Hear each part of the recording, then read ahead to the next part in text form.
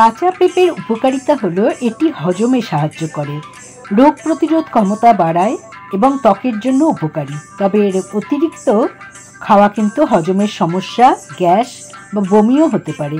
বিশেষ করে গর্ভবতী মহিলাদের কাঁচা পেঁপে খাওয়া উচিত নয়, কারণ এটি জরায়ু সংকোচনের কারণ হতে পারে।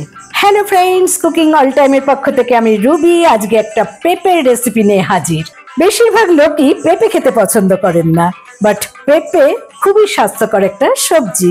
আজকে আমি গ্যারান্টি দিয়ে বলতে পারি যে এই পেঁপের সবজি আজকে আমি যেভাবে বানাবো বেশিরভাগ লোকই কিন্তু হাত চেটে পুটে খাবে। তা দেখুন আজকে আমি কিভাবে পেঁপের রেসিপি বানালাম। প্রায় 1 কেজির কাছাকাছি একটা পেঁপে আমি নিয়েছি।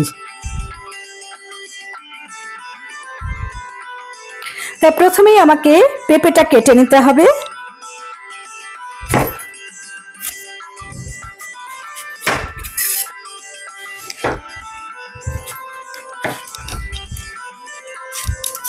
এবার খোসাগুলো ছাড়িয়ে নিচ্ছি।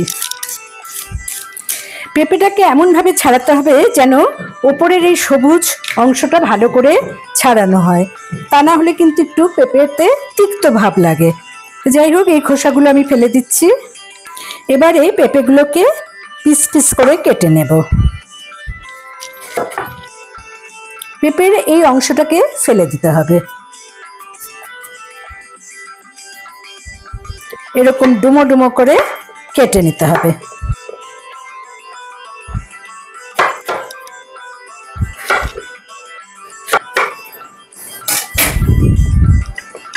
পেঁপে কাটা হয়ে গেছে, এবার আমি একটা বাটিতে তুলে নিয়ে ভালো করে জল দিয়ে ধুয়ে নেব।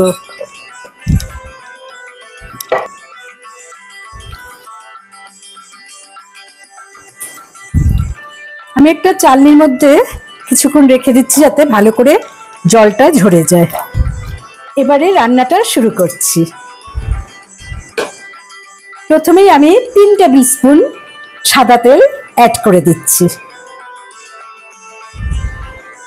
তেল গরম হয়ে গেছে, আমি এবারে কেটে রাখা পেঁপেগুলো এখানে ভেজে নেব।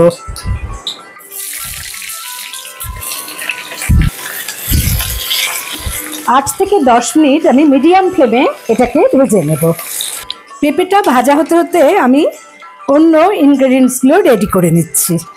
প্রথমে নিয়েছি 2টো মিডিয়াম সাইজ পেঁয়াজ। এবারে পেঁয়াজগুলোকে কেটে নেব।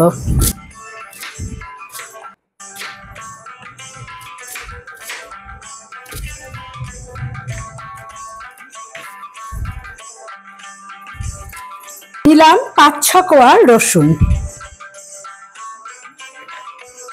রসুনের খোসাগুলো ছাড়িয়ে নিলাম। 1 ইঞ্চি পরিমাণ আদার খোসা ছাড়িয়ে নিয়েছি, এটাকেও টুকরো করে নিচ্ছি।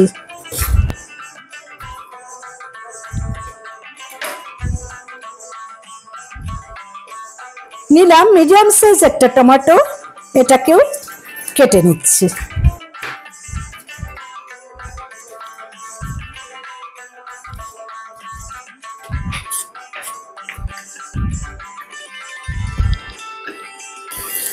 পেঁপেটা মোটামুটি 5 মিনিট ভাজা হয়ে গেছে। আমি আর 3 মিনিট লো ফ্লেমে ঢাকা দিয়ে ভাজবো।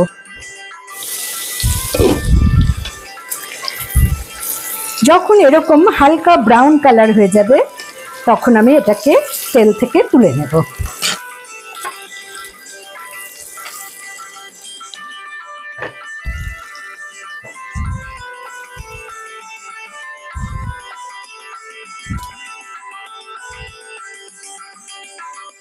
ভাজার পর পেঁপেটা এরকম সেদ্ধ হবে। আমি পেঁপে ভাজার তেলের থেকে কিছুটা তেল তুলে নিচ্ছি।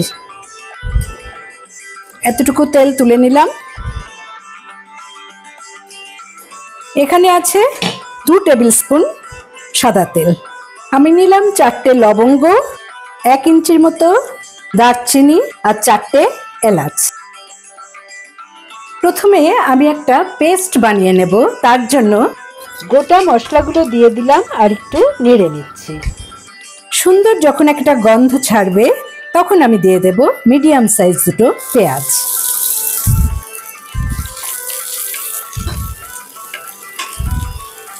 দিয়ে দিলাম রসুন, আদা কুচি আর টমেটো।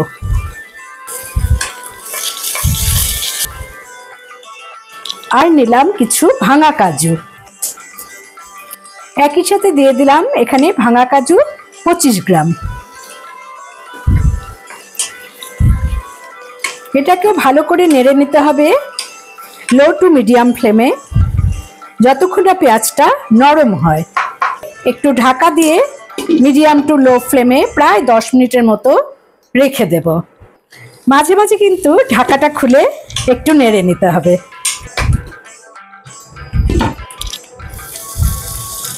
মোটামুটি পেঁয়াজটা সেদ্ধ হয়ে গেছে। আমি এবারে সম্পূর্ণ ঠান্ডা করে নেব। আমার এখানে পেঁয়াজ ভাজা ঠান্ডা হয়ে গেছে। আমি এবার এটাকে একটা মিক্সিং জারে নিয়ে নিচ্ছি। এবার এটাকে বেটে নেব। আমি কোনো জলের ব্যবহার করিনি। টমেটো দেওয়াতে এটা বাটার খুবই সুবিধা হয়েছে এবং পেস্টটা এরকম হবে। দেখুন সমস্ত কিছু রেডি। এবার ফাইনালি আমি রান্নাটা শুরু করছি। দিলাম 1 টেবিল স্পুন সাদা তেল, 1 টেবিল স্পুন বাটার,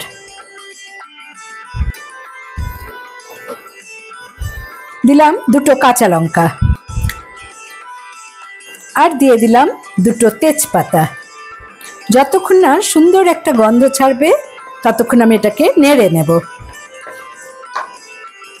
এবারে দিয়ে দেব 1/2 টিস্পুন হলুদ গুঁড়ো, 1 টিস্পুন জিরে গুঁড়ো, 1 টিস্পুন ধনে গুঁড়ো, 1 টিস্পুন লাল কাশ্মীরি লঙ্কার গুঁড়ো, 1/2 টিস্পুন গরম মশলার গুঁড়ো।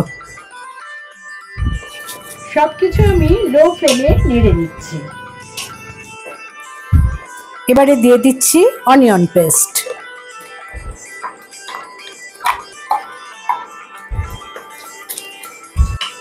এখানে বলে রাখি, যারা পেঁয়াজ রসুন খান না তারা কিন্তু পেঁয়াজ রসুন বাদ দিয়ে এই রেসিপিটা ফলো করতে পারেন। দিলাম স্বাদ মতো লবণ।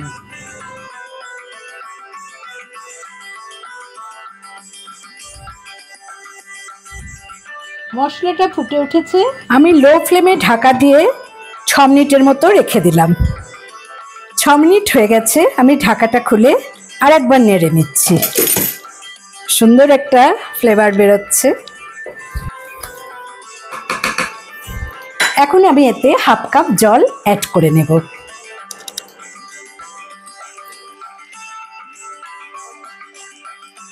মশলার সাথে জলটা ভালো করে মিশিয়ে নিচ্ছি। মশলার গ্রেভিটা এরকম থাকবে। গ্রেভিটা ফুটে ওঠার মাত্র আমি এই ভেজে রাখা পেঁপেটা এর সাথে অ্যাড করে দিলাম। বুঝতেই পারছেন গ্রেভিটা কত সুন্দর হয়েছে।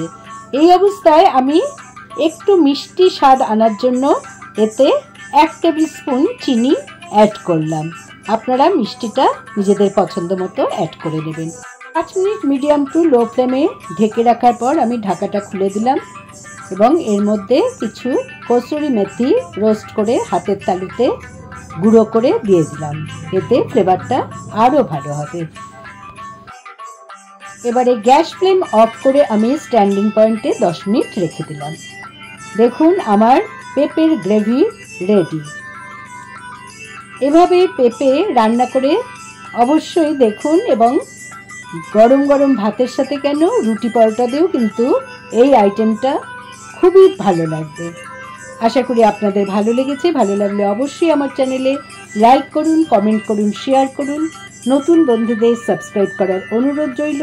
পাশে বেল বোতামে অবশ্যই ক্লিক করতে ভুলবেন না, তাতে যখনই কোনো নতুন রান্নার রেসিপি শেয়ার করব তার নোটিফিকেশন আপনারা সহজেই পেয়ে যাবেন। আমি কিন্তু শেষে ধনেপাতা দিয়ে এটা গার্নিশিং করে নিয়েছি এবং গরম ভাতের সাথে এর স্বাদ অসাম। ভালো থাকুন, সুস্থ থাকুন। Thanks for watching.